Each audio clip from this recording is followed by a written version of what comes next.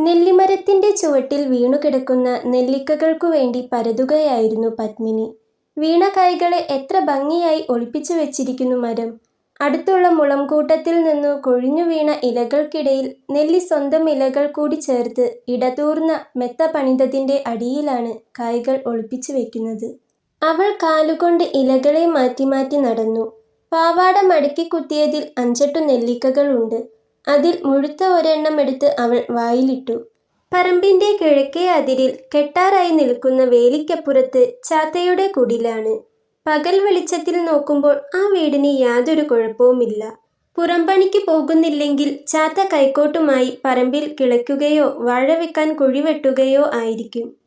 കൈക്കോട്ടിന്റെ ഓരോ പതനത്തിലും അയാളുടെ കറുത്ത ദേഹത്തെ പേശികൾ ഉരുണ്ടു കളിക്കും. വിയർപ്പ് ഒഴുകി അയാളുടെ വീതി കുറഞ്ഞ തോർത്തുമുണ്ട് നനഞ്ഞ് അടിയിലുള്ള കോണകം തെളിഞ്ഞു കാണും.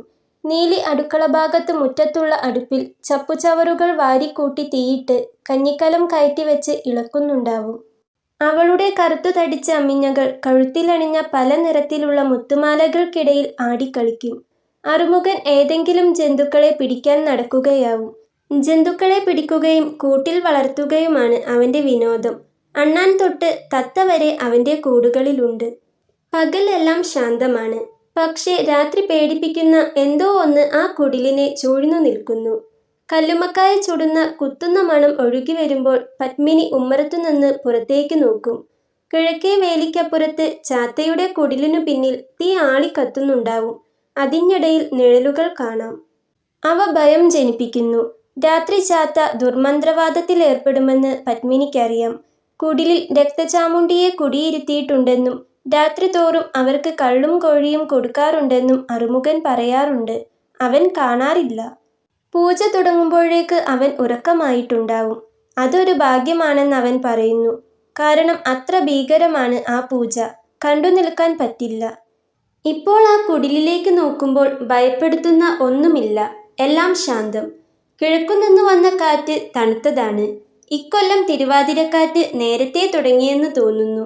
പത്മിനി നഗ്നമായ മാറിടം കൈകൾ കൊണ്ട് മറച്ചു. നെല്ലിക്കയുടെ നീര് വായിൽ കിടന്ന് മധുരമായി മാറി. അവൾ കുരു തുപ്പി ആ മധുരം ആസ്വദിച്ചുകൊണ്ട് വേലിയുടെ അടുത്തെത്തി. വേലിക്കപ്പുറം ചാത്തയുടെ പറമ്പ് ഒരു താഴ്ചയിലാണ്. അവിടെ തണുപ്പാണ്. താൻ നിൽക്കുന്ന പറമ്പിന്റെ ഉണക്കത്തിന് നേരെ എതിരായി ആ പറമ്പിൽ ഏതു കാലത്തും നിറയെ വാഴയുടെ തണലും നനവുമാണ്. പെട്ടെന്ന് പത്മിനി ഞെട്ടി പിന്മാറി. വേലിക്കപ്പുറത്ത് അറുമുഖൻ കുമ്പിട്ട് നിൽക്കുകയാണ്. അവന്റെ മുൻപിൽ പടം വിടർത്തിക്കൊണ്ട് ഒരു വലിയ പാമ്പ്. അറുമുഖന്റെ വലത്തെ കൈയിൽ ഒരു വടിയുണ്ട്. ഇടത്തെ കൈകൊണ്ട് അവൻ ആ പാമ്പിനെ പിടിക്കാൻ നോക്കുകയാണ്. പത്മിനി അനങ്ങാൻ പറ്റാതെ നിലത്ത് ഉറച്ചുപോയി. പാമ്പ് ഇടയ്ക്ക് അവനെ കൊത്താൻ ശ്രമിക്കുന്നുണ്ട്. അവൻ പെട്ടെന്ന് കൈ വലിച്ചെടുക്കും. അറുമുഖനെ വിളിച്ച് ഈ കളി അവസാനിപ്പിക്കണമെന്നുണ്ട് പത്മിനിക്ക്. പക്ഷേ ശബ്ദം പുറത്തു വരുന്നില്ല. തൊണ്ടയിൽ ഒരു വലിയ നെല്ലിക്ക കുടുങ്ങി അതിനു പിന്നിൽ ശബ്ദം തടയപ്പെട്ട പോലെയാണ്. അറുമുഖൻ ഏകാഗ്രതയോടെ പാമ്പിന്റെ കണ്ണുകളിലേക്കു തന്നെ നോക്കി നിൽക്കുകയാണ്. അവന്റെ ഇടത്തെ കൈ പാമ്പിന്റെ അടുത്തെത്തിയിരുന്നു. പെട്ടെന്ന് തടയപ്പെട്ട ശബ്ദം തൊണ്ടയിൽ നിന്ന് രക്ഷപ്പെടുകയും പത്മിനി ഉറക്കെ ശബ്ദമുണ്ടാക്കുകയും ചെയ്തു. എന്തു ശബ്ദമാണെന്ന് അവൾക്കു തന്നെ മനസ്സിലായില്ല. പക്ഷേ ആ ശബ്ദം അറുമുഖന്റെ ശ്രദ്ധയാകർഷിച്ചു. അവൻ മുഖമുയർത്തി പത്മിനിയെ നോക്കി. ആ നിമിഷത്തിൽ തന്നെ പാമ്പ് മുന്നോട്ടാഞ്ഞ് അവന്റെ കയ്യിൽ കൊത്തി. അവൻ കൈ വലിച്ചു. വേദന കൊണ്ട് കുടഞ്ഞു. പാമ്പ് ധൃതിയിൽ ഇഴഞ്ഞു പോകുകയും ചെയ്തു. അവൻ പറഞ്ഞു, "കൊച്ചമ്പ്രാട്ടി." അവന്റെ മുഖം വേദന കൊണ്ട് ചുളിഞ്ഞു. രക്തം പൊടിഞ്ഞു തുടങ്ങിയ മുറിപ്പാട് അമർത്തിപ്പിടിച്ച് അവൻ എഴുന്നേൽക്കാൻ ശ്രമിച്ചു. എഴുന്നേൽക്കുന്നതിനു പകരം അവൻ ഒരു വശം ചെരിഞ്ഞ് വീഴുകയാണുണ്ടായത്. പത്മിനി ഞെട്ടലിൽ നിന്ന് ഉണർന്നു വീടിനു നേരെ ഓടി. പാവാട മടക്കി കുത്തിയതഴിഞ്ഞ് നെല്ലിക്കയെല്ലാം പറമ്പിൽ ചിതറിപ്പോയി. അവൾ അതൊന്നും ശ്രദ്ധിച്ചില്ല. ഉമ്മറത്ത് ആരുമില്ല. സാധാരണ ഈ സമയത്ത് അമ്മാവൻ ചെല്ലപ്പെട്ടിയുമായി ചാരുകസേരയിൽ ഇരിക്കാറുള്ളതാണ്. അവൾ ഉമ്മറപ്പടികൾ ചാടിക്കയറി തളത്തിലൂടെ അടുക്കളയിലേക്കോടി. "അമ്മേ." അരി വാർത്തു കഴിഞ്ഞു അടുപ്പിൽ 2 കൊള്ളി വിറകു തിരുകി കൂട്ടാന്റെ കൽച്ചട്ടി കയറ്റിവെച്ച് പാറുവമ്മ തിരിഞ്ഞു നോക്കി. പത്മിനി കിതയ്ക്കുന്നുണ്ടായിരുന്നു. "എന്തു പറ്റി മോളെ?" "അമ്മേ, അറുമുഖൻ." അവൾക്ക് വാക്കുകൾ കിട്ടുന്നില്ല. കിതച്ചുകൊണ്ട് അവൾ വീണ്ടും പറഞ്ഞു, "അറുമുഖൻ." "എന്തേ അറുമുഖൻ? അവൻ നിന്നെ വല്ലതും ചെയ്തോ?" "അല്ലമ്മേ, അറുമുഖനെ പാമ്പു കടിച്ചു." "അമ്മാമൻ എവിടെയാ?" ഏട്ടൻ ദാ ഇപ്പോൾ ഇവിടെയൊക്കെ ഉണ്ടായിരുന്നു. എവിടെ പോയി ആവോ? എന്നിട്ട്? അവൻ വീണ് കിടക്കുകയാണമ്മേ. മരിച്ചൂന്നാ തോന്നണത്. പത്മിനി വന്ന അതേ വേഗത്തിൽ തിരിച്ച് വേലിക്കലേക്കോടി. അവൾ ഉറക്കെ വിളിച്ചു, നീലി, നീലി. നീലി അടുക്കളയിൽ നിന്ന് മുറ്റത്തേക്കിറങ്ങി. എന്താ കൊച്ചമ്പ്രാട്ടിയെ? നീലി, അറുമുഖനെ പാമ്പു കടിച്ചു. ഇതാ ഇവിടെ വീണ് കിടക്കുകയാണ്. നീലിയുടെ ഭാവം മാറി. അവൾ നെഞ്ഞത്തടിച്ചുകൊണ്ട് ഓടിയെത്തി. അറുമുഖനെ വാരിയെടുത്തുകൊണ്ട് അവൾ അലമുറയിടാൻ തുടങ്ങി. ന്റെ ഭഗവതി, ന്റെ അറുമുഖനെ പാമ്പു കടിച്ചല്ല. ആദ്യം ഓടിയെത്തിയത് അടുത്ത കുടിലിലെ കാളിയായിരുന്നു. അവളും അലമുറയിട്ടുകൊണ്ട് മറ്റുള്ളവരെ വിളിക്കാനോടി. ചാത്ത അടുത്തെവിടെയോ പണിയെടുക്കുകയായിരുന്നു. അയാൾ എത്തിയപ്പോഴേക്ക് ആൾക്കാർ കൂടിയിരുന്നു. ചാത്തേ, അവനെ തിരുമേനിയുടെ അടുത്ത് കൊണ്ടുപോയിക്കോ. മൂപ്പരുടെ അടുത്ത് മരുന്നുണ്ടാവും. പാറുക്കുട്ടിയമ്മ വേലിക്കൽ നിന്നുകൊണ്ട് വിളിച്ചു പറഞ്ഞു. അമ്മ പിന്നിൽ വന്നു നിൽക്കുന്നത് പത്മിനി അപ്പോഴേ കണ്ടുള്ളൂ. എന്തു പാമ്പാണെന്ന് നിനക്കറിയോ മോളെ? അവർ പത്മിനിയോട് ചോദിച്ചു. മൂർഖൻ പാമ്പാ അമ്മേ. പത്തി വിടർത്തി നിൽക്കുമായിരുന്നു. അറുമുഖൻ അതിനെ പിടിക്കാൻ പോയതാ. ചാത്തേ, പാറുക്കുട്ടിയമ്മ വിളിച്ചു പറഞ്ഞു. കടിച്ചത് മൂർഖനാണെന്ന് പറയണം. വേഗം കൊണ്ടോയിക്കോ. ശരി മ്പ്രാട്ടി. അറുമുഖനെ എടുത്ത് തോളത്തിട്ട് ചാത്ത തിരിഞ്ഞു. ചാത്ത അറുമുഖനെയും എടുത്ത് ഓടുക തന്നെയായിരുന്നു. ഒപ്പം നെന്നത്തടിച്ചു കരഞ്ഞുകൊണ്ട് നീലിയും മറ്റുള്ളവരും. പത്മിനി തരിച്ചു നിന്നു. അവൾക്ക് അനങ്ങാനുള്ള ശക്തി നഷ്ടപ്പെട്ടിരുന്നു. ഏതാനും നിമിഷം മുമ്പ് എങ്ങനെയാണ് ഓടിപ്പോയി അമ്മയെ വിളിച്ചതും തിരിച്ചു വന്ന് നീലിയെ വിളിച്ചതുമെന്ന് അവൾക്കറിയില്ല. ഇപ്പോൾ കാലുകൾ അനങ്ങുന്നില്ല. ദൈവമേ, അറുമുഖന് എന്തെങ്കിലും പറ്റുമോ? അവൾ കണ്ടോറമ്പക്കാവിലെ ഭഗവതിക്ക് അരയണ വഴിപാടു നേർന്നു. ആ അരയണ എങ്ങനെ ഉണ്ടാക്കുമെന്നൊന്നും അവൾക്ക് രൂപമില്ല. പെൻസിൽ വാങ്ങാനായി അരയണയ്ക്കു വേണ്ടി എത്ര ദിവസമായി അമ്മയുടെ പിന്നാലെ നടക്കുന്നു. പെൻസിൽ കിട്ടിയില്ലെങ്കിലും ശരി, എങ്ങനെയെങ്കിലും ഈ വഴിപാട് അവൾ കഴിക്കും. അറുമുഖൻ രക്ഷപ്പെടട്ടെ. പത്മിനി, ഇങ്ങോട്ട് വാ. പാറുവമ്മ അവളെ വിളിച്ചു. ആ പാമ്പ് ഇവിടെങ്ങാനും കാണും. പത്മിനി തിരിഞ്ഞു. പാറുവമ്മ അവളുടെ കൈ പിടിച്ച് ഒപ്പം നടത്തി. ഞാൻ എപ്പോഴും പറയാറില്ലേ ഈ അതിരിന്റെ അടുത്ത് ഇങ്ങനെ വന്ന് കളിക്കരുതെന്ന്? എന്തിനേപ്പോ നീ ഇവിടെ വന്നത്? ഞാനേ അമ്മേ, നെല്ലിക്ക പെറുക്കുമായിരുന്നു. അപ്പോഴാ അറുമുഖൻ പാമ്പിനെ പിടിക്കണത് കണ്ടത്. അവൾ അപ്പോഴാണ് പെറുക്കിയെടുത്ത നെല്ലിക്കകളെപ്പറ്റി ഓർത്തത്. അവ നഷ്ടപ്പെട്ടത് അവൾ അറിഞ്ഞിരുന്നില്ല. അമ്മേ, അറുമുഖൻ മരിക്കുവോ? അറിയില്ല മോളെ. തിരുമേനിയുടെ അടുത്ത് മരുന്നുണ്ടാവും. അവിടെയും ശരിയായില്ലെങ്കിൽ പാമ്പുമേയ്ക്കാട്ട് കൊണ്ടുപോവായിരിക്കും. അമ്മേ, ഞാൻ കണ്ടോറമ്പക്കാവിലേക്ക് അരയണ വഴിപാട് നേർന്നിട്ടുണ്ട്. ഞാനും നേർന്നിട്ടുണ്ട് മോളെ. നമുക്കത് താലപ്പൊലിയുടെ സമയത്ത് കൊണ്ടുകൊടുക്കണം. ഓനെ ദേവി രക്ഷിക്കട്ടെ. പാറുവമ്മയ്ക്കും അറുമുഖനെ ഇഷ്ടമായിരുന്നു. നല്ല സ്വഭാവം. എന്തു പറഞ്ഞാലും ചെയ്യും. വെണ്ടത്തൈ നടാൻ തടമുണ്ടാക്കാനും ഓമമരത്തിൽ നിന്ന് ഓമക്കായ പൊട്ടിക്കാനും തെക്കേ വെട്ടുവഴിയിൽ അയ്യപ്പന്റെ കടയിൽ പോയി അത്യാവശ്യ സാധനങ്ങൾ വാങ്ങിക്കൊണ്ടുവരാനുമൊക്കെ അവന്റെ സഹായം ആവശ്യമാണ്. ഒരു മടിയും കൂടാതെ അതെല്ലാം ചെയ്യും. രാവിലെ പശുവിനെയും കുട്ടിയെയും പറമ്പിൽ കൊണ്ടുപോയി കെട്ടുന്നതും വൈകുന്നേരം അഴിച്ചുകൊണ്ടുവന്ന് തൊഴുത്തിൽ കെട്ടി വൈക്കോലിട്ടു കൊടുക്കുന്നതും അവന്റെ പണിയാണ്. ഒരു മുറുമുറുപ്പുമില്ലാതെ ചിരിച്ച മുഖത്തോടെ അവനെല്ലാം ചെയ്യും. രാവിലെ അവനെ വടക്കുപുറത്ത് വിളിച്ച് ഒരു കുണ്ടൻ പാത്രത്തിൽ കഞ്ഞി കൊടുക്കുന്നു. മുറ്റത്തുനിന്ന് പെറുക്കിയ പഴുത്ത പ്ലാവില കോട്ടി കയ്യിലുണ്ടാക്കി അവൻ ആ കൊഴുത്ത കഞ്ഞി കോരി കുടിക്കും. ഉച്ചയ്ക്ക് എന്തെങ്കിലും പണിയുണ്ടെങ്കിൽ മാത്രം അവന് ഭക്ഷണം കൊടുക്കും. അടുക്കളയുടെ ചായ്പിൽ ചമ്രം പടിഞ്ഞിരുന്ന് അവൻ ഊണ് കഴിക്കുന്നത് നോക്കി നിന്ന് പാറുവമ്മ അവനോട് വിശേഷങ്ങൾ ചോദിക്കും. അവൻ പുതുതായി പിടിച്ചു കൂട്ടിലിട്ട അണ്ണാനെപ്പറ്റിയോ തത്തയെപ്പറ്റിയോ അവരോട് പറയുന്നു. അവൻ കൈയും കലാശവുമായി വിശേഷങ്ങൾ പറയുന്നത് കേൾക്കാൻ അവർക്കിഷ്ടമാണ്. ന്റെ ഭഗവതി, എങ്ങനെയെങ്കിലും ആ ചെക്കനെ രക്ഷിക്കണേ. ദേവകി തിരുമ്പിയ തുണികളുമായി കുളത്തിൽ നിന്ന് വന്നപ്പോഴും പാറുവമ്മ അതേ നിൽപ്പു തന്നെയാണ്. എന്തേ പറ്റിയത് അമ്രാളെ? ആ, അപ്പൊ നീ ഈ ബഹളൊന്നും കേട്ടില്ലേ? നമ്മുടെ അറുമുഖനെ പാമ്പു കടിച്ചു. എന്നിട്ടോ അമ്രാളെ, ഓന് വല്ലും പറ്റിയോ? പാമ്പ് മനക്കിലെ തിരുമേനിയുടെ അടുത്ത് കൊണ്ടുപോവാൻ പറഞ്ഞിട്ടുണ്ട്. അപ്പൊ നീ ഈ ബഹളൊന്നും അറിഞ്ഞില്ലേ? നീലി എന്തോ നെലോളിയായിരുന്നു. ഇല്ല അമ്രാളെ, കുളത്തിലേക്ക് ഒന്നും കേൾക്കൂല. മനക്കലെ തമ്പ്രാൻ വിചാരിച്ച ഓനെ രക്ഷിക്കാൻ പറ്റും. ഇന്നാള് ഞങ്ങളോടുള്ള ഒരാളെ പാമ്പ് കടിച്ചിട്ട് തമ്പ്രാന്റെ അടുത്താ കൊണ്ടുപോയത്. വിഷമിറക്കി. അണലിയായിരുന്നു. ഭഗവതി, എങ്ങനെയെങ്കിലും ചെക്കൻ രക്ഷപ്പെട്ടാൽ മതിയായിരുന്നു. അമ്രാള് വിഷമിക്കണ്ട, ഓൻ രക്ഷപ്പെടും. ദേവകി തുണി വടക്കോറത്ത് മുറ്റത്ത് കെട്ടിയ അയലിൽ തോരാനിട്ടു തുടങ്ങി. ഇപ്പോൾ കുറച്ച് കാലായി കാവില് സർപ്പപൂജ നടത്തിയിട്ട്. പത്മിനിയുടെ അച്ഛനുണ്ടായിരുന്ന കാലത്ത് എല്ലാ കൊല്ലും നടത്താറുണ്ടായിരുന്നതാ. ഏട്ടന് അതിലൊന്നും ശ്രദ്ധയില്ല. നാളെ ഉമ്മറത്തെ ഒതുക്കുകല്ലില് ഒരെണ്ണം കിടക്കുന്നത് കണ്ടിരുന്നു.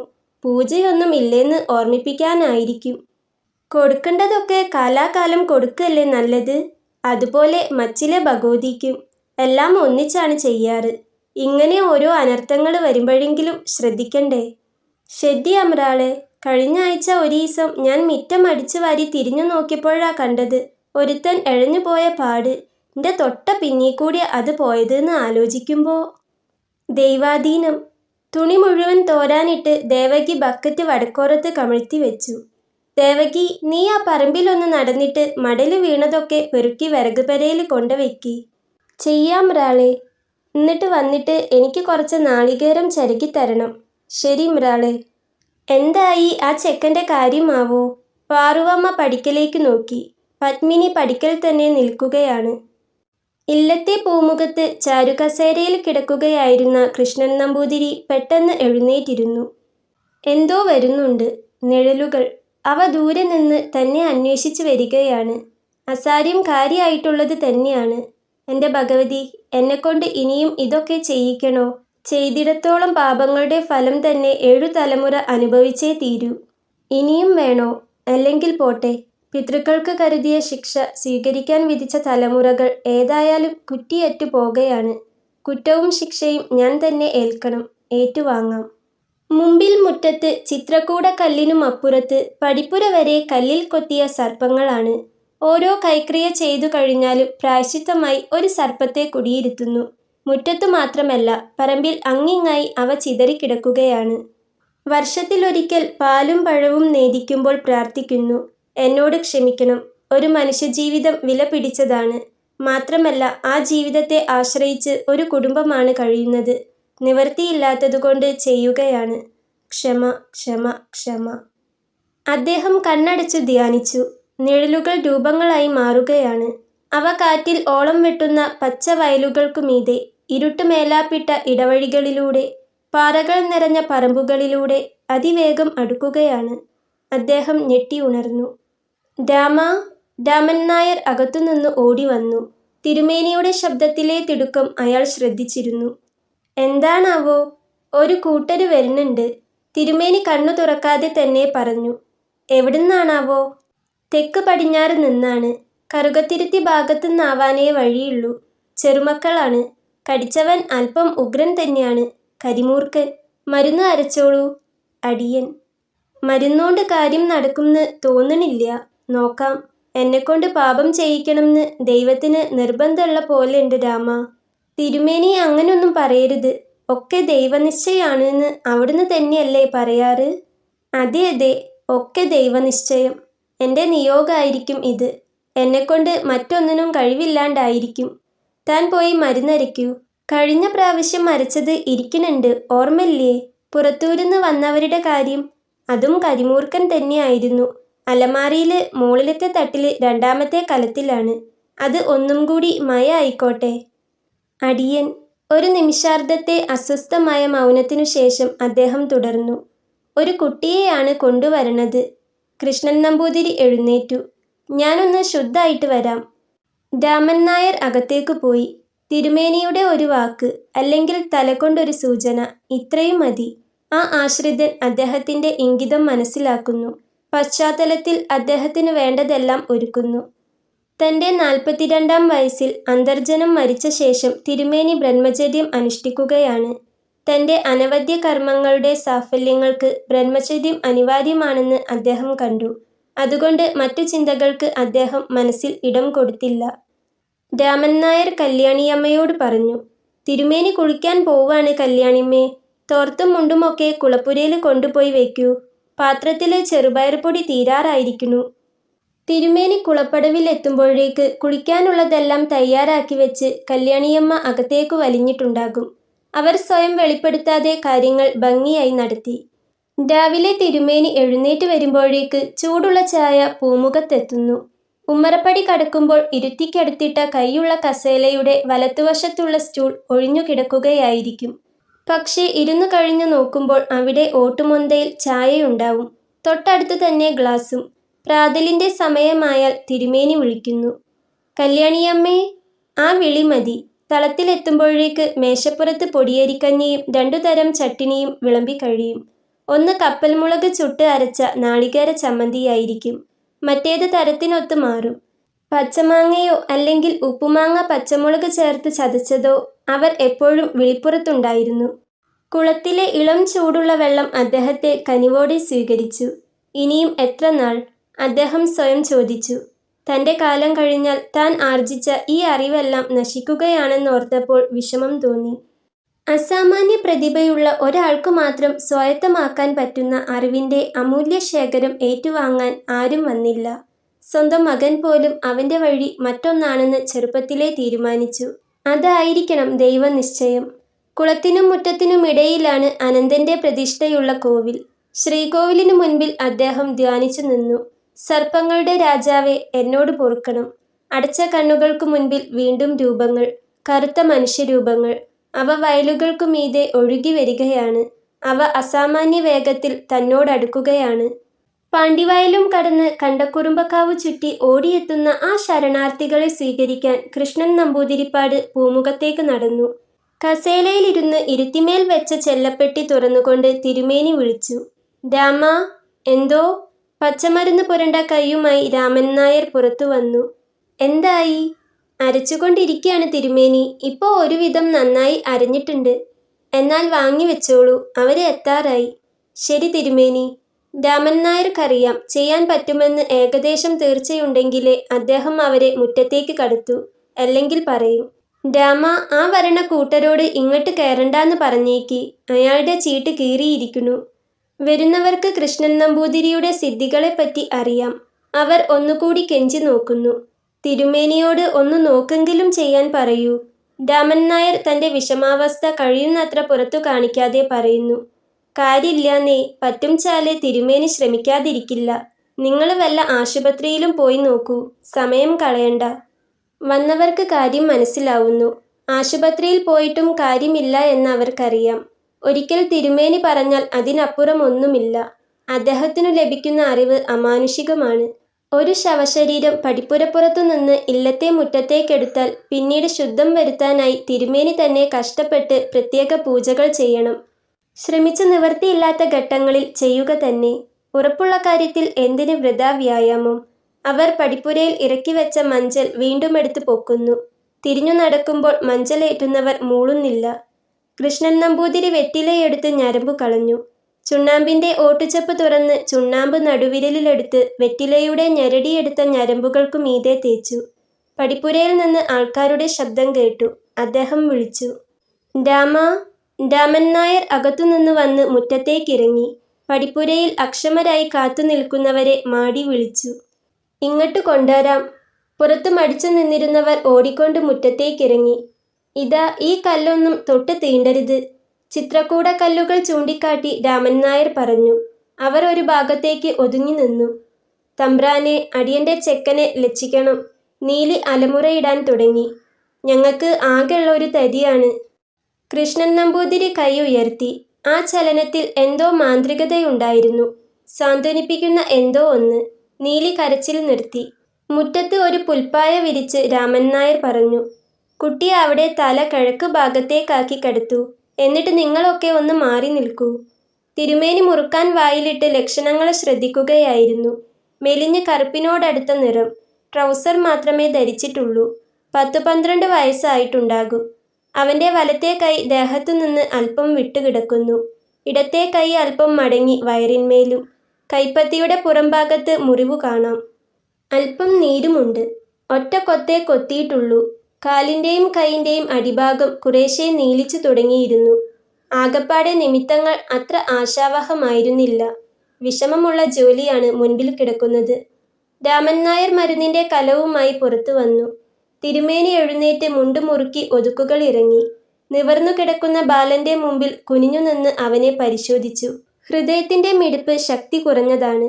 അവൻ്റെ ശരീരം പിടിച്ചു നിൽക്കാനുള്ള ശ്രമത്തിലാണ്. രാമൻ നായർ കൊടുത്ത കലവും കയ്യിൽ വെച്ച് അദ്ദേഹം ധ്യാനിക്കാൻ തുടങ്ങി. മരുന്നെടുത്ത് ധ്യാനിച്ച് ആ ബാലന്റെ മുറിപ്പാടിലും നെറുകയിലും പുരട്ടി.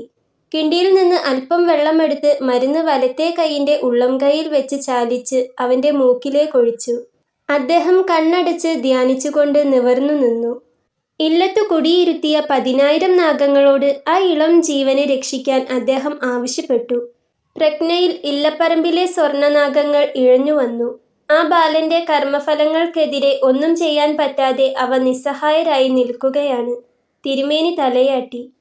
രാമൻ നായർ അകത്തുപോയി വാഴയിലയുടെ ചീളിൽ കറുപ്പും ചുവപ്പും വെള്ളയും മഞ്ഞയും പൊടികൾ കൊണ്ടുവന്നു കൊടുത്തു. എണ്ണയൊഴിച്ച് തിരിയിട്ട നിലവിളക്ക് മുൻപിൽ വെച്ചു.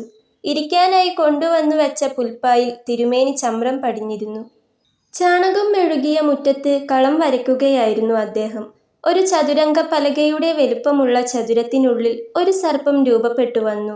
7 തിരിയുള്ള നിലവിളക്ക് കത്തിച്ചു. കൃഷ്ണൻ നമ്പൂതിരി ധ്യാനനിരതനായി. അന്തരീക്ഷത്തിൽ സംഘർഷം മുറ്റിനിന്നു. ചെറുമക്കൾ അസ്വസ്ഥരായി. തിരുമേനി ജന്മാന്തരങ്ങളിലൂടെ സഞ്ചരിക്കുകയായിരുന്നു. മുൻപിൽ പാതി ചേതനയറ്റ് കിടക്കുന്ന ചെറുമച്ചക്കന്റെ ജാതകഫലങ്ങൾ അദ്ദേഹത്തിന്റെ കൺമുൻപിലൂടെ കടന്നുപോയി. ഇനിയും ജീവിതം ബാക്കിയാണെന്ന് കണ്ട് അദ്ദേഹം ധ്യാനം തുടർന്നു. ഇപ്പോൾ അവന്റെ ദേഹത്തിൽ വിഷം കയറ്റിയ സർപ്പം ദയയ്ക്കു വേണ്ടി കേഴുകയാണ്. ദയ ആരോടാണ് കാണിക്കേണ്ടത്? അദ്ദേഹം ഉഗ്രതപത്തിൽ ഉരുകി. സൂര്യൻ അദ്ദേഹത്തോട് ദയ കാണിച്ചില്ല. അപ്പോഴാണ് പറമ്പിൽ ചപ്പിലകൾ അനങ്ങുന്ന ശബ്ദം കേട്ടു തുടങ്ങിയത്. അകലെ നിന്ന് ഒരു ദീനരോദനം പോലെ പുറപ്പെട്ട ആ ശബ്ദം അടുത്തടുത്ത് വരികയാണ്. തിരുമേനി കണ്ണു തുറന്നു.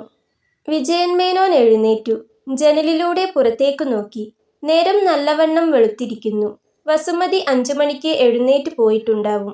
അടുക്കള വൃത്തിയാക്കി തീ പൂട്ടി ചായുണ്ടാക്കുമ്പോഴേക്ക് അയാളും അടുക്കളയിൽ എത്താറുള്ളതാണ്. അടുക്കളയുടെ ജനലിനടുത്തിട്ട മേശക്കരികെ കസേലയിലിരുന്ന് അയാൾ ഭാര്യ ചായയുണ്ടാക്കുന്നത് ശ്രദ്ധിച്ചുകൊണ്ട് ഓരോന്ന് സംസാരിക്കും. അങ്ങനെയാണ് പതിവ്. അടുക്കളയുടെ വാതിൽക്കൽ നിന്നുകൊണ്ട് ഭാര്യ അടുപ്പിനു മുൻപിൽ കുമ്പിട്ടിരുന്ന് ഇഡ്ഡലിത്തട്ടുകൾ പാത്രത്തിൽ ഇറക്കി വെച്ച് അടയ്ക്കുന്നത് അയാൾ നോക്കി നിന്നു. അവളുടെ സമൃദ്ധമായ പിൻഭാഗം കുറച്ചുനേരം നോക്കി നിന്നപ്പോൾ അയാൾക്ക് തലേന്നു രാത്രിയിലെ കാര്യങ്ങൾ ഓർമ്മയിൽ വന്നു. പാഴായ ശ്രമങ്ങളും അതിനിടയിൽ എപ്പോഴോ മയങ്ങിപ്പോയതും. ഇപ്പോൾ വസുമതി തന്നെ കണ്ടാൽ ശരിയാവില്ല. പറമ്പിലൊക്കെ നടന്ന് അല്പം ധൈര്യം സംഭരിച്ച ശേഷം മതി ചായകുടി. ഏതായാലും വേലു പറമ്പ് നനയ്ക്കാൻ എത്തിയിട്ടുണ്ട്. തേക്കുതുലാത്തിന്റെ കരകര ശബ്ദം കേട്ടിരുന്നു. അയാൾ കാൽ പിന്നിലേക്കു തന്നെ വെച്ചു. ചായപ്പോ ആവും, ഇരുന്നോളൂ. വസുമതി തന്നെ കണ്ടിരിക്കുന്നു. അയാൾക്ക് കുറച്ചൊരു ജാള്യത തോന്നി. അയാൾ അടുക്കളയിലേക്കു കടന്ന് ജനലിനരികെയിട്ട കസേലയിലിരുന്നു. വസുമതി ഒഴിഞ്ഞ അടുപ്പിൽ ചായപാത്രം വെച്ചു. എണീക്കാൻ വൈകി അല്ലേ? ആ, വല്ലാത്ത ക്ഷീണം. വിജയൻ മേനോൻ സൂക്ഷിച്ചാണ് സംസാരിക്കുന്നത്. എങ്ങനെയായാലും ഇന്നലെ രാത്രിയെപ്പറ്റി സംസാരം വരാതിരിക്കില്ല എന്നയാൾക്കറിയാം. പക്ഷേ താനായിട്ട് അത് തുടങ്ങണ്ട. എങ്ങനെയാ ക്ഷീണം ഇല്ലാണ്ടിരിക്കുക? അങ്ങനത്തെ സാധനല്ലേ അകത്ത് ചെന്നിരിക്കണത്? എന്നോടൊന്നും പറയണ്ട, എനിക്കൊക്കെ അറിയാം. ഇന്നലെ എവിടുന്നാണ് കുടിക്കാൻ കിട്ടിയത്? വിജയൻ മേനോൻ ഒന്നും പറയുന്നില്ല. കണ്ട അവിടെയും ഇവിടെയും ഒക്കെ കേറി കുടിക്കാൻ നാണാവില്ലേ? താൻ കുട്ടപ്പന്റെ കുടിലിൽ കയറിയത് ആരോ കണ്ട് ഇവിടെ വന്ന് കൊളുത്തിയിരിക്കുന്നു. ഇന്നലെ പോയതായിരിക്കില്ല, ഏതെങ്കിലും ദിവസം. കുടി തുടങ്ങിയിട്ട് ഇപ്പോൾ 4 മാസത്തിനു മേലായി. ഇതുവരെ വീട്ടിൽ അറിയിക്കാതെ കൊണ്ടു നടന്നു. ഒന്ന് മുറുക്കിയാൽ മതി, അതിന്റെ മണമൊക്കെ പോകും. ഭർത്താവിന് 3 പെറ്റ തന്റെ ശരീരത്തോട് പെട്ടെന്ന് ആസക്തി കൂടിയതിന്റെ കാരണമറിയാതെ കുഴങ്ങിയെങ്കിലും അവിചാരിതമായി വീണു കിട്ടിയ 2ാം മധുവിധു അവൾ ആസ്വദിക്കാൻ തുടങ്ങിയിരുന്നു. വസുമതി ചായ ഗ്ലാസ്സിലാക്കി മേശപ്പുറത്ത് വെച്ചു. മുണ്ടിന്റെ കോന്തല കൊണ്ട് മുഖം തുടച്ച ശേഷം പറഞ്ഞു, ഇനി തൊട്ട് കുടിക്കുകയാണെങ്കിൽ പിന്നെ ഇങ്ങോട്ട് കയറി വരണ്ട. ഏതായാലും പകല് മുഴുവൻ പെങ്ങടെ അടുത്താണ്. അവിടുത്തെ കാര്യം നോക്കിയാൽ മതിയല്ലോ. ഇവിടുത്തെ കാര്യം എന്തായാലും വേണ്ടില്ല. കുടിച്ചു കഴിഞ്ഞാൽ അങ്ങോട്ടെന്നെ പൊയ്ക്കോളൂ. ലഹരിയും നാറ്റമൊക്കെ മാറിയിട്ട് ഇവിടെ കയറി വന്നാ മതി. വിജയൻ മേനോൻ ഒന്നും മിണ്ടാതെ ചായ കുടിച്ചു. ഒന്നും പറയാതിരിക്കുന്നതാണ് ബുദ്ധി. ഒന്ന് പറഞ്ഞ് 2ാമത്തേതിന് അവൾ പറയുക ഏട്ടന്മാരുടെ കാര്യമാണ്. ദാ ചന്ദ്രേട്ടനോട് ഒരു വാക്ക് പറഞ്ഞാ മതി, ഇതൊക്കെ നിന്നോളും. വലിയൊരു ഭീഷണിയാണത്. ഇതൊക്കെ എന്നു പറയുന്നതിന്റെ വ്യാപ്തി അപാരമാണ്. പുതുതായി കണ്ടുപിടിച്ച ലഹരി മാത്രമാവില്ല നിൽക്കുന്നത്. എന്തുമാവാം. ചിലപ്പോൾ സംബന്ധം തന്നെ നിന്നെന്നു വരാം. അളിയന്മാരെ അയാൾ ഇഷ്ടപ്പെട്ടില്ല. അവരുമായി നേരിട്ടൊരു ഏറ്റുമുട്ടൽ കഴിയുന്നതും ഒഴിവാക്കുകയാണ് പതിവ്. അവർ തൊട്ടടുത്ത് തന്നെയാണെങ്കിലും ഭാഗ്യത്തിന് വെവ്വേറെ വീടുകളിലാണ് താമസം. ആരെങ്കിലും ഒരാൾ രാവിലത്തെ ഭക്ഷണം കഴിഞ്ഞ് പെങ്ങളുടെ കാര്യം അന്വേഷിക്കാൻ വരുമ്പോഴേക്ക് വിജയൻ മേനോൻ സ്വന്തം വീട്ടിലേക്ക് രക്ഷപ്പെട്ടിട്ടുണ്ടാകും. അവിടെ അയാൾ രാജാവാണ്, ഗർജിക്കുന്ന സിംഹം.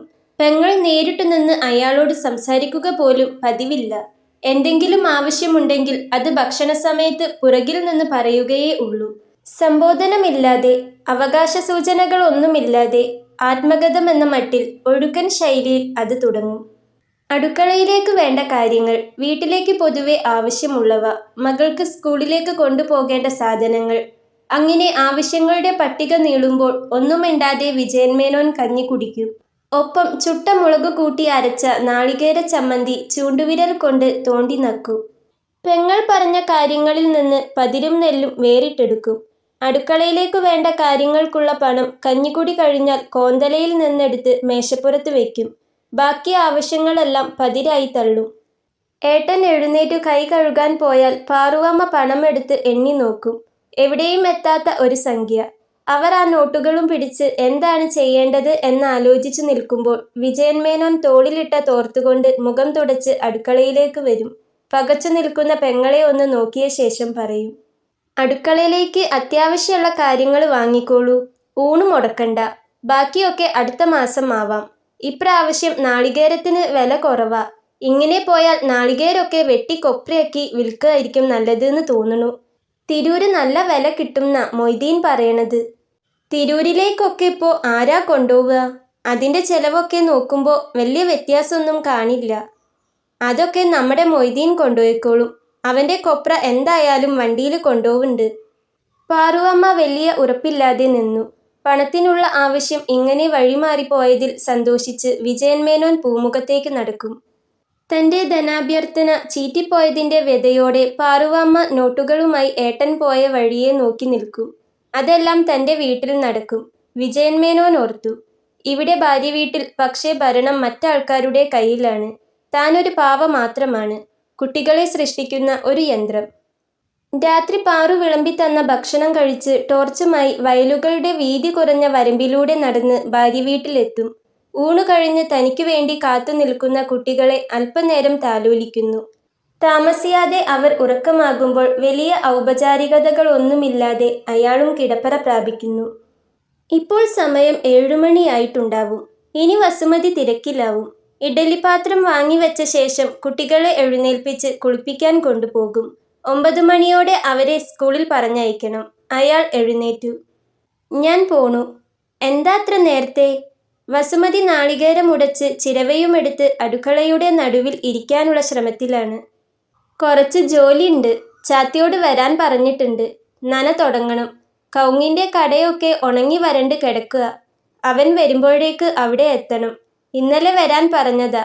അപ്പോഴേക്ക് ഓൻ്റെ ചെക്കനെ പാമ്പ് കടിച്ചു. ആരെ, അറുമുഖനെയോ? അതെ, ഓനൊരു അറാമ്പരപ്പാണ്. സകല ജന്തുക്കളെയും പിടിച്ച് കൂട്ടിലാക്കല പണി. നല്ല ജാതിയാ കടിച്ചത്.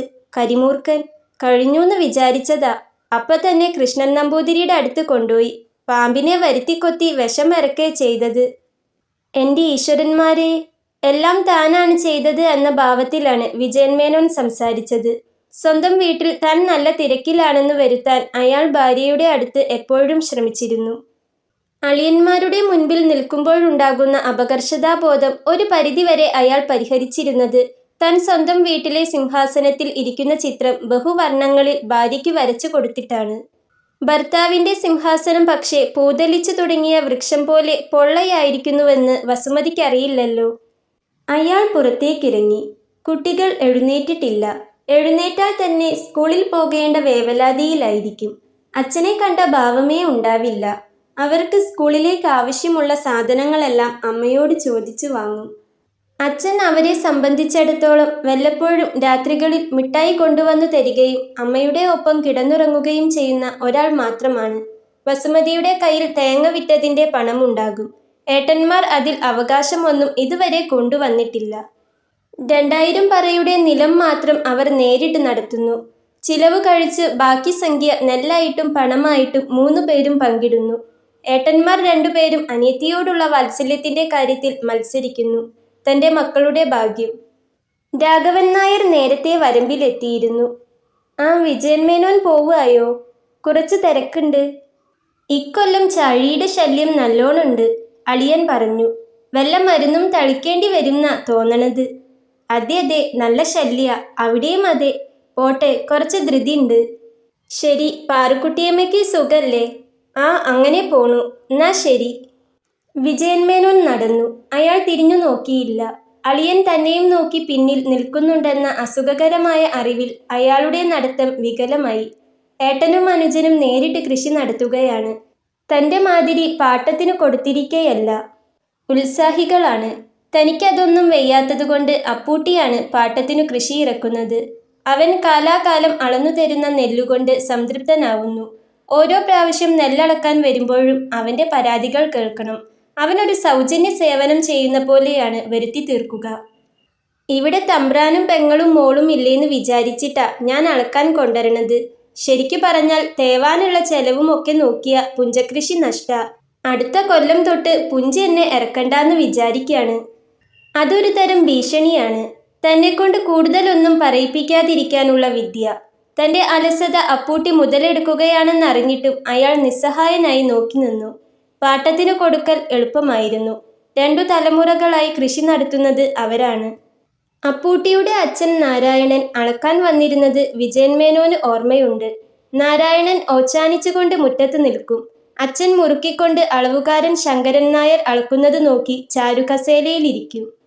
പറ കൂമ്പിച്ചു നിറച്ച് വടിച്ചുവെന്ന് വരുത്താനായി കൈ മേലെ ഒന്ന് ഓടിച്ച് ശങ്കരൻ നായർ അളക്കുമ്പോൾ നാരായണൻ നെഞ്ചത്തു കൈവച്ചുകൊണ്ട് പറയും, തമ്പ്ര, ഇങ്ങനെ അളന്ന അടിയന് മുതലാവില്ല. വായിലുള്ള മുറുക്കാൻ മുറ്റത്തേക്ക് തുപ്പിക്കൊണ്ട് അച്ഛൻ പറയും, അങ്ങനെ അളന്നിട്ട് മുതലാവും നടത്തിയാ മതി നാരായണ കൃഷി. അല്ലെങ്കിൽ ഒഴിഞ്ഞു തന്നോ. കൃഷി നടത്താൻ വേറെ ആളെ കിട്ടാഞ്ഞിട്ടാണോ? മഴ കിട്ടിയില്ലെങ്കിലും തോട്ടിൽ തേവാൻ വെള്ളമില്ലെങ്കിലും അളക്കേണ്ടത് കണിശമായി അളക്കുക തന്നെ വേണം. അതുപോലെ ഓണത്തിനും വിഷുവിനും കാഴ്ചയായി കൊണ്ടുവരേണ്ട നേന്ത്രക്കുലകളും പച്ചക്കറികളും ഒട്ടും കുറയാതെ അച്ഛൻ കണക്കു പറഞ്ഞ് വാങ്ങിവെക്കും. തിരുവാതിരയ്ക്ക് ചെറുപഴത്തിന്റെ കുലകളും കാവത്തിൻ കിഴങ്ങും. അച്ഛൻ മരിച്ചതിൽ പിന്നെ നാരായണൻ അധികകാലം ജീവിച്ചിരുന്നില്ല. പിന്നെ വന്നത് മകൻ അപ്പൂട്ടിയാണ്. ആദ്യമൊക്കെ കണക്കു പറഞ്ഞ് അളന്നിരുന്നു. പിന്നെ പിന്നെ അളവ് കുറഞ്ഞും ആവലാതികൾ കൂടിയും വന്നു. താനാകട്ടെ ഒന്നും ചെയ്യാൻ കഴിവില്ലാതെ നിസ്സഹായനായി നോക്കി നിൽക്കുകയും. അറ്റക്കടായ കടന്ന് മുറ്റത്തേക്കുള്ള നടപ്പാതയിലെത്തിയപ്പോൾ ഒരു നിശ്വാസത്തോടെ വിജയൻ മേനോൻ ആലോചിച്ചു. കാലം മാറി. ദേവകി മുറ്റമടിക്കുകയാണ്. കുറ്റിച്ചൂലുകൊണ്ട് കുമ്പിട്ടു നിന്ന് അവൾ അടിച്ചുവാരിക്കൊണ്ട് മുന്നേറുകയാണ്. ഒരു താളത്തിൽ. ചൂലിന്റെ ഓരോ ചലനത്തിലും നടപ്പാതയുടെ വീതി കാൽഭാഗം പിന്നിടുന്നു. അങ്ങനെ 4 വാരൽ കഴിഞ്ഞാൽ പിന്നെ ഇടത്തോട്ട്. വിജയൻ മേനോൻ ശബ്ദമുണ്ടാക്കാതെ ആ ദൃശ്യം കണ്ടുനിന്നു.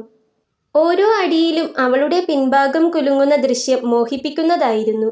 ഓരോ ഭാഗം കഴിഞ്ഞ് അവൾ മറുഭാഗത്തേക്ക് തിരിയുമ്പോൾ കുമ്പിട്ടു നിൽക്കുക കാരണം അവളുടെ മുൻഭാഗത്തിന്റെ നിമ്നോന്നത നല്ലവണ്ണം പെരുപ്പിച്ചു കാണിച്ചു. തലേന്നു രാത്രിയിലെ ലഹരി അയാളെ വീണ്ടും ബാധിക്കുകയാണ്. ഒരു 4 ചാൽ അടിച്ചുവാരിയ ശേഷമാണ് ദേവകി പിന്നിൽ നോക്കി നിൽക്കുന്ന ആളെ കാണുന്നത്. അവൾ അടിച്ചുവാരൽ നിർത്തി നിവർന്നു നിന്നു. ഇമ്രാൻ, ഇമ്മിണി നേരായോ വന്നിട്ട്? എന്തേ വിളിക്കാഞ്ഞ്? അയാൾ ഉമ്മറത്തേക്ക് നോക്കി. ഇല്ല, പാറുക്കുട്ടി അടുക്കളയിലാണ്. പത്മിനി സ്കൂളിൽ പോകാനുള്ള തിരക്കിലായിരിക്കും. ദേവൂട്ടി അടിച്ചു വാരിയല്ലേ, അത് നടക്കട്ടേന്ന് വെച്ചു. അതിൻ്റെ ഇടയിൽ ബുദ്ധിമുട്ടിക്കണ്ടല്ലോ. അയാളുടെ കണ്ണുകൾ അവളുടെ മുൻഭാഗത്ത് പരതുകയായിരുന്നു. കുമ്പിട്ട് നിൽക്കുമ്പോഴുള്ള അതിശയോക്തിയില്ലെങ്കിലും അവളുടെ മാറിടം അപ്പോഴും നിറഞ്ഞു തന്നെയിരുന്നു. ഇമ്രാൻ പൊയ്ക്കോളി, അവൾ ഒരരുകിലേക്ക് ഒതുങ്ങി നിന്നുകൊണ്ട് പറഞ്ഞു. ദേവൂട്ടിയുടെ കുട്ടിക്കിപ്പോ എത്ര വയസ്സായി? അയാൾ പോകാൻ ഒരു ധൃതിയും കാണിച്ചില്ല. അയിന് ഈ മീനത്തിൽ 2 തികയും ഇമ്രാനെ.